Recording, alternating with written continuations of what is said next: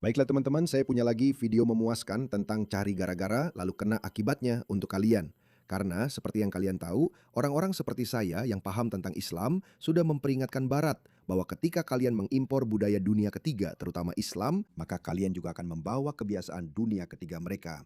Jizyah, jihad, mutilasi genital perempuan, pernikahan anak, pernikahan sepupu, kekerasan karena penistaan, semua nilai-nilai primitif dan barbar itu yang sudah ditinggalkan Barat, jika mereka pernah memilikinya, sudah ditinggalkan berabad-abad yang lalu. Tapi kaum kiri berkata, tidak, kamu rasis, kamu membenci Islam. Meskipun mereka pasti sudah melihat ketika Salman Rushdie diserang, pasti sudah melihat ketika seorang pengunjuk rasa diserang di luar kedutaan Turki oleh seorang Muslim Turki yang hanya berkata, "Saya membakar Al-Quran, jadi saya akan membunuhmu." Mereka pasti sudah melihat ketika Salwan Momika di Swedia dibunuh oleh jihadis karena dia sering membakar Al-Quran. Mereka pasti sudah melihat ketika guru sekolah Bentley Grammar harus bersembunyi setelah menunjukkan kartun yang dibuat oleh Charlie Hebdo dan dia sedang memberikan pelajaran tentang bagaimana masyarakat barat berfungsi. Tapi mereka tetap diam. Mereka berkata, tidak, kalian orang-orang rasis. Jadi saya punya satu orang bekas kiri progresif seperti itu. Mungkin dia masih kiri, tapi saya tidak tahu apakah dia masih progresif atau tidak setelah interaksinya dengan seorang Muslim yang kini sedang melihat sendiri apa yang selama ini sudah kami katakan. Orang ini, ya, saya tahu saya sudah sering melihat dia sebelumnya. Dia orang kiri, dia progresif. Dia dulu tidak pernah mengkritik Islam. Tapi dengarkan ini. Tidak mungkin ada pria di dunia ini yang bisa berdiri dan membakar Al-Quran di depan saya. Tidak mungkin itu akan terjadi. Seperti pasti akan ada, saya pasti akan memilih. Tapi kamu menerima kan pikirkan bahwa dengan cara Adam, ini. kamu akan menerima bahwa kamu akan melanggar hukum dan dihukum karenanya. 1.000.000%. Ya. Ya, aku akan menerima itu. Jadi dalam kenapa? kondisi Dan tertentu. itu karena. Dan kenapa? Kenapa dia merasa khawatir sekarang? Lihat ini. Saya sudah memutar video ini berkali-kali sebelumnya. Video ini sudah ditonton jutaan orang sebelumnya. Tidak ada satupun dari pihak kiri yang pernah menegur orang-orang ini. Baik kaum kiri maupun yang disebut Muslim moderat atau Muslim lipstick juga tidak. Birmingham tidak akan mentolerir penghinaan terhadap Nabi kami Sallallahu Alaihi Wasallam dan akan ada konsekuensi dari tindakan kalian. Kalian akan menerima akibat dari perbuatan kalian. Sejak lahir, kami telah dididik bahwa kami harus membela kehormatan Nabi kami dan kami siap mempertaruhkan nyawa kami. Mereka sudah mengatakan hal seperti itu selama bertahun-tahun, bahkan puluhan tahun. Dan kami sudah memperingatkan kalian tentang perilaku ini. Tapi sekarang jurnalis kiri ini seperti, ya apa? Oke, serius? Ada jurnalis lain yang juga seorang penyiar radio. Saya pikir namanya James, saya lupa namanya. Dia sangat bodoh, sangat kiri dan woke. Orang-orang ini tidak akan mengubah pikiran mereka sampai sesuatu yang benar-benar buruk terjadi pada mereka. Dan kami juga mulai meliput berita tentang perempuan woke yang sayangnya baru sadar dengan cara yang pahit. Beberapa ada yang meninggal, beberapa ada yang diculik, beberapa mengalami hal-hal mengerikan. Orang-orang seperti dia, mereka harus mengalami momen itu. Jadi itulah yang Tommy Robinson peringatkan kepada kita. Karena Al-Quran sangat berarti bagi Anda sampai Anda rela mengambil risiko masuk penjara karena tindakan kekerasan jika seseorang membakarnya di depan Anda. Sejujurnya, saya pernah masuk penjara untuk hal yang lebih sepele dari itu. Jadi, ya, Dia sudah pernah masuk penjara. saya pernah masuk penjara untuk hal yang lebih sepele dari itu. Jadi, ya, itu sangat penting. Ya, Saya pikir respons Anda adalah masalahnya. Saya pikir jika Anda mengatakan bahwa setiap ejekan terhadap agama Anda akan berujung pada serangan kekerasan terhadap orang itu akan sangat menghambat kebebasan berbicara di negara ini. tidak Kemampuan ada hak kebebasan untuk berbicara. mengejek. Atau Apakah maksudnya begitu? lelucon kebebasan berbicara yang terus kamu bicarakan itu. Kebebasan berbicara. Tidak ada Islam sedang diintimidasi. Itulah yang sedang terjadi. Islam sedang diintimidasi. Ini sudah terjadi sejak lama. Dan sekarang orang-orang berpikir mereka bisa melakukan apa saja dan di mana saja. Dan tidak, ya. Ya, tapi jika seseorang dalam pelajaran agama menggambar-gambar Nabi Muhammad, bukan dengan cara mengejek, tapi benar-benar hanya menggambar, kamu tahu, seperti apa beliau mungkin terlihat atau tidak. Apakah itu seharusnya diizinkan? Tidak, itu seharusnya tidak diizinkan. Karena Kenapa itu tidak tidak? Itu tidak diperbolehkan untuk Austin. Ya, jika tapi seseorang kamu bukan melakukannya, aku, jika dan aku seseorang bukan kamu. melakukan itu tanpa mengejek, mungkin kita bisa menajari mereka dan memberitahu mereka kenapa kita tidak melakukannya. Tapi kamu mungkin Dan kita melakukan itu, merasa dan mereka menyinggung. punya hak untuk Jika itu. kamu tetap Sekolah itu melanjutkan, mungkin juga punya hak untuk itu.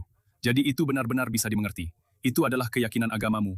Itu adalah tradisi dan budaya agamamu. Kami tidak mengikuti itu. Ini adalah sekolah sekular. Inilah yang kami lakukan. Kalau begitu, saya tidak akan ada urusan dengan sekolah itu. Lihat, itu adalah pembawa berita yang mengetahui secara langsung bahwa penelepon itu benar-benar tidak waras. Tapi dia berbicara mewakili banyak orang. Sekarang kita telah melihat pemerintah Partai Buruh selama beberapa tahun terakhir sejak mereka berkuasa mencoba untuk, tentu saja, mengajukan definisi Islamofobia yang pada dasarnya akan menjadi cara terselubung untuk memberlakukan undang-undang penistaan agama.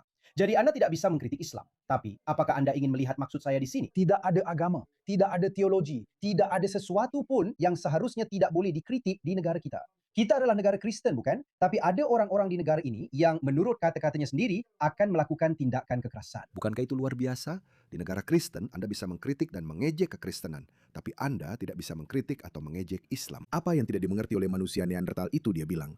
Maksudmu apa kebebasan berbicara? Tidak ada kebebasan berbicara. Orang bodoh itu tidak mengerti bahwa kebebasan berbicaralah yang memungkinkan dia untuk bahkan mengungkapkan pendapatnya saat ini. Saya bilang mungkin kita harus mencabut kebebasan berbicara dari manusia-manusia Neandertal ini selama 10 tahun atau lebih. Mari kita perbarui perangkat lunaknya. Jika dia pernah merasa agamanya dikritik, dijadikan bahan lelucon, atau sekadar dikritisi dan dibicarakan. Dan inilah yang diinginkan oleh individu-individu di negara ini. Mereka ingin bisa membuat undang-undang penistaan agama secara diam-diam untuk membatasi kebebasan berbicara. Dan dia benar. Satu hal, memang tidak ada kebebasan berbicara di negara ini. Itu sudah jelas. Tapi ini akan menuju jalan yang lebih gelap lagi jika mereka benar-benar menuruti keinginan orang-orang di negara ini dan mengajukan definisi Islamofobia. Itu benar-benar akan menjadi hal yang gila. Tapi itu adalah seseorang yang secara terang-terangan mengatakan bahwa dia akan melakukan tindakan kekerasan secara online jika seseorang mengkritik atau mengejek agamanya. Yang benar-benar gila, mengingat Inggris bukanlah negara Islamis atau negara Islam. Tapi kita tidak terlalu jauh dari situ, teman-teman.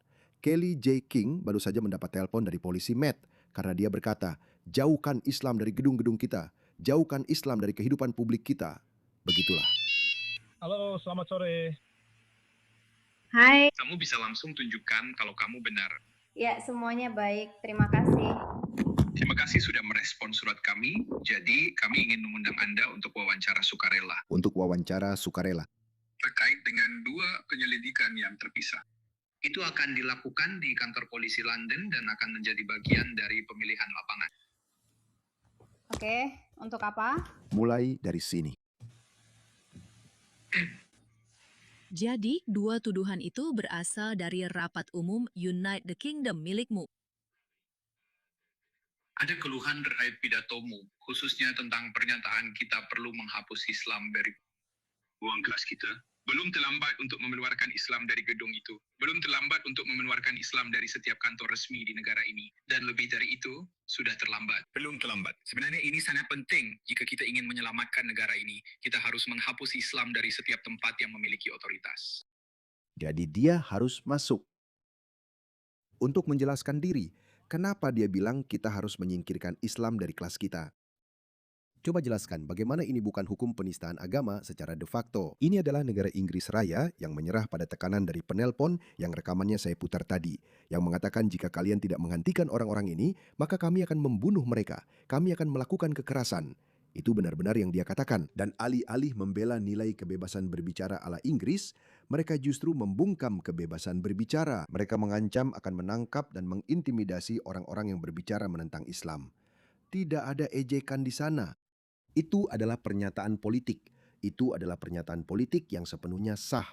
Inti dari kebebasan berbicara adalah agar Anda bisa membuat pernyataan politik tanpa takut dianiaya oleh negara. Itu saja, itu inti utamanya.